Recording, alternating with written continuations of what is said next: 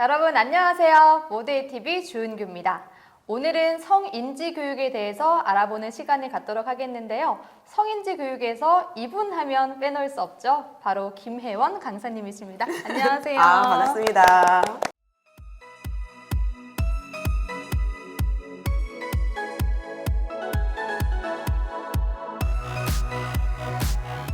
네, 강사님 간단하게 네. 자기소개 부탁드릴게요.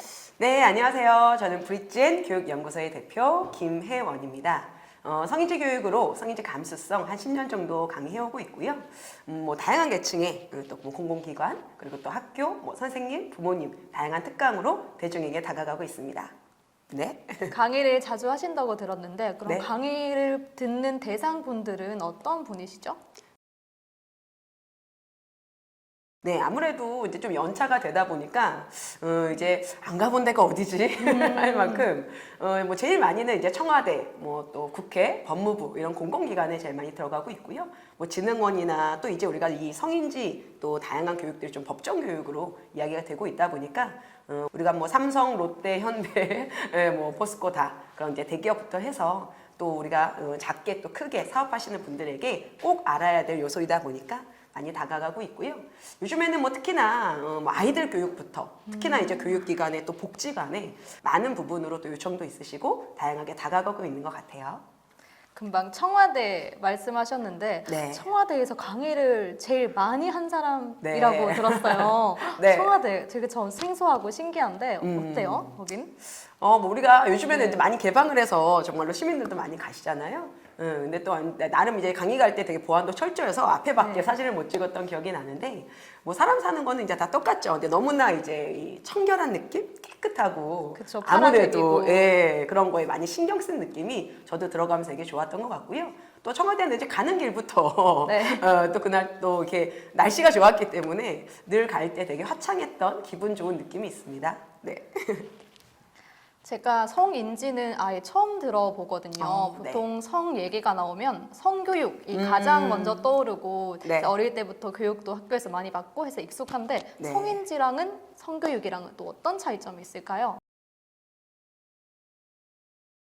네, 잘 얘기해 주셨어요. 우리가 학교에서 받는 어떤 성교육하면 네. 이제 어떤 이미지인지는 이제 아실 거예요. 근데 사실 성교육도 요즘에는 이렇게 2차 성직 이런 것만이 아니라 포괄적 성교로 더 넓게 가고 있듯이 우리가 이제 어떤 성인을 대상으로 봤을 때의 이 성인지 교육 이런 부분이 조금 더 넓게 성인한 부분들에 있어서 우리가 양성평등, 서로 남성, 여성 가운데 아무래도 우리나라 한국 사회가 좀 유교 사상 아니면 또 이제 좀 남존여비부터 해서 이렇게 남아 선호 사상 이런 부분들이 이제 과거에 있었다 보니 아무래도 이제 남성 평등, 여성 평등을 이야기할 때 잔존에 있는 폐해들이 좀 있을 수 있죠. 성차별적인 말이라든지 그것이 조금 나아가서 성희롱으로 연결된다라든지 그런 부분들이 있어서 우리가 양성평등 기본법으로 서로 차별화하지 말고 또 서로의 어떤 배려하는 그 민감성을 키우자라는 것이 성인지 교육입니다.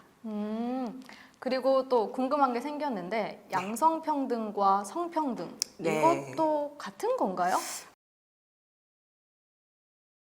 우리가 물론 이제 다 비슷한 의미로 쓰이기는 하는데요. 기본 우리나라 헌법에 양성평등 기본법으로 성은 양성, 남성과 여성으로 되어 있습니다.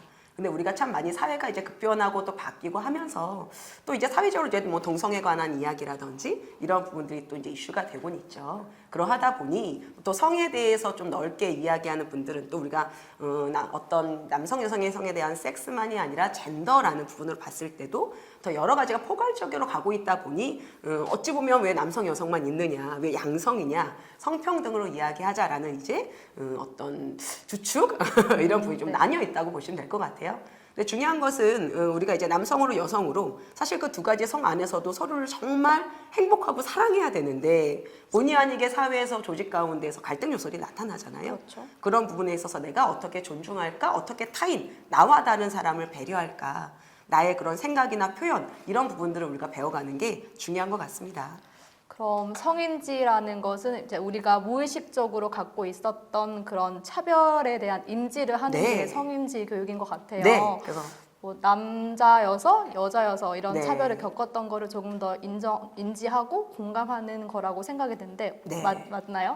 네, 네. 잘 알고 계시고요. 우리가 그래서 성인지 감성을 키우자라는 부분들이 그 성인지 감성이 둔감했을 때 나는 편하게 그냥 농담한 건데 또 좋은 뜻으로 말한 건데 때로는 뭐 동성 간에 이성 간에 그런 가운데에서 왜 저렇게 얘기하지라고 불편감을 갖는 또 나와 다른 생각을 갖는 분들이 이제 많잖아요.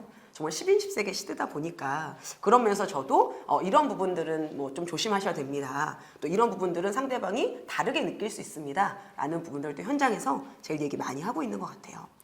대화를 할 때도 일상생활에서도 그런 부분이 많이 보이는 것 같은데 제일 간단한 걸로 들면 이제 여자를 뭐 아줌마라고 부르던가 그게 기분이 나쁠 수도 있다고 봐야 하는 건지 아니면 뭐 써도 되는 건지 이것도 네. 좀 궁금한데 우리가 뭐든지 그 앞뒤의 맥락, 상황을 좀 봐야 되는 것 같아요. 우리가 아줌마, 아저씨, 우리가 뭐 당연히 필요한 용어죠. 구분하는 용어이고. 그런데 실제적으로 어떤 상황에 어떤 뉘앙스로 어떻게 말했느냐가 되게 중요하더라고요. 제가 한 기업에 갔었는데 공장지대에 이제 큰 대기업이긴 했는데 다 남성분이고 여성분이 몇 분 안 계셨어요. 들어와서 우리가 어느 정도 이제 직급이 있으면 뭐 대리님, 과장님 직급이 있는데 처음엔 어떤 호칭이 있지 않은 이제 부서이다 보니 아줌마! 이제 이렇게 부른 거예요. 근데 그분은 네. 내가 무슨 이상한 네. 사람 취급받는 기분이어서 네. 너무 불쾌했던 거예요. 네. 그래서 이제 뭐 누구누구 님이든 누구누구 씨든 어떤 좀 더 명확하게 뭐가 있었으면 좋겠는데 왜 이렇게 사람을 기분 나쁘게 부르냐라고 해서 그것도 조금은 논란의 여지가 있었거든요. 그래서 우리가 일터에서든 특히나 뭐 공공기관일 때 더 그렇겠지만 서로 간에 조금 불편함이 있으면 안 되잖아요. 그런 부분들을 편하게 이야기할 수 있는 환경이 되게 중요한 것 같아요. 오늘 이제 인터뷰 내용을 들으신 분은 그런 말을 할 때 전에 좀 생각을 하고 한 번 더 네. 정화시키는 그런 부분이 될 네. 것 같은데 우리가 일상생활에 그런 사례는 되게 많은 것 같아요. 굉장히 많은 것 같아요. 이 부분이 또 애매하기도 하고 내가 뭐 기분 나쁘다고 해서 그 사람은 그렇게 얘기 안 했다고 하면 또 할 말이 없잖아요. 요즘에 그래서 용어 변경도 많이 캠페인처럼 운동을 하는데요. 유모차, 캠페인이요? 유모차, 이 어미 모자 꼭 여자가 아. 유모차를 미는 건 아니잖아요. 요즘 같은 그렇구나. 남자 여자 네. 구별 없이 아이 키우고 육아하는 부분에 있어서 차라리 유아차라고 하자. 유아차? 유모차랑 그 말 괜찮은데요? 어감 안에 네. 이미 엄마가 여자가 네. 아이의 양육을 너무나 또 전담하는 그런 느낌이 들 수 있는. 그리고 또 용어 이야기하다 보면 남녀 어떤 차별로 이야기할 때 우리가 특히나 이제 경찰도 똑같은 경찰인데 여경찰. 그렇죠. 선생님이나 얘기할 때도 네. 뭐 이제 이렇게 앞에 여선생님, 여자를 여배우. 네네네. 그런 부분이 똑같은 배우고 똑같은 경찰이고 똑같은 선생님인데 특별히 여성에게 무언가에 더 붙였던 부분을 좀 차별성으로 이제 말할 때도 있고요. 이제 일상 용어에 내가 이제 무의식적으로 그냥 문화 안에서 썼던 용어이지만 이렇게 또 시대가 바뀌고 또 그런 좀 우리가 좀 민감하게 상황을 보았을 때에 용어 자체도 좀 바꾸면 좋겠다라는 부분들이 또 사회적으로도 많이 이야기 나오고 있습니다. 먼저 이런 부분이 인지가 되어야 이제 깨닫고 바꿀 수 있는 노력도 할 것 같아요. 네.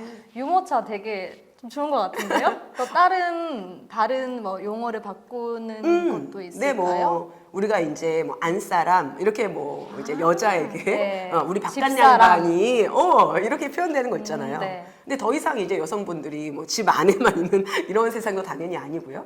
그래서 우리가 여러 가지를 그냥 배우자라고 말하는 것이 제일 명확하지. 우리 바깥 양반이 우리 집사람이 이런 부분들은 혹여 기분 나쁘게 들릴 수 있다는 거고요. 하물며 저는 요즘에 조금 되게 아이가 학교를 가면서 재밌다고 네. 느꼈던 건 아이들이 학교에 가면 이렇게 부모님들이 교통 안전 이런 거 많이 봉사하시거든요. 과거에는 정말 어머님들이 많이 써셨는데 요즘에는 이제 아버님들도 종종 보여요. 그러다 보니까 우리가 이제 이렇게 녹색 어머니회일 이유는 없잖아요. 그러네요. 네. 그래서 되려 그냥 교통안전 지킴이 이런 느낌으로 용어를 바꿔나가자 이런 것도 있고 용어라고 하니까 우리가 이제 약간 저출산 요즘 이런 얘기 많이 하잖아요. 네. 근데 꼭 이 출산이라는 부분이 또 여성에게 너무 이렇게 국한되는 느낌이 들 수 있어서 그냥 네. 저출산보다는 저출생으로 인해 생명에 관한 느낌으로 표현하자 이런 얘기도 있고요. 유모차부터 해서 다양하게 바꿀 게 굉장히 많은 것 같아요. 근데 그게 좀 버겁게 아니면 또 머리 아파 피곤해 이렇게 느끼지 않았으면 좋겠고요. 또 그러네 신선하다. 네, 되게 신선할 것 또 같아요. 그런 느낌으로 조금 더 업그레이드 성장하면 좋겠다 이렇게 얘기해 주시면 좋을 것 같아요. 우리가 같은 남자끼리 또 같은 여자끼리니까 기분 나쁠 수 있죠. 그래서 그런 측면에 대한 말이란 세대 차이도 요즘엔 극명하다 보니까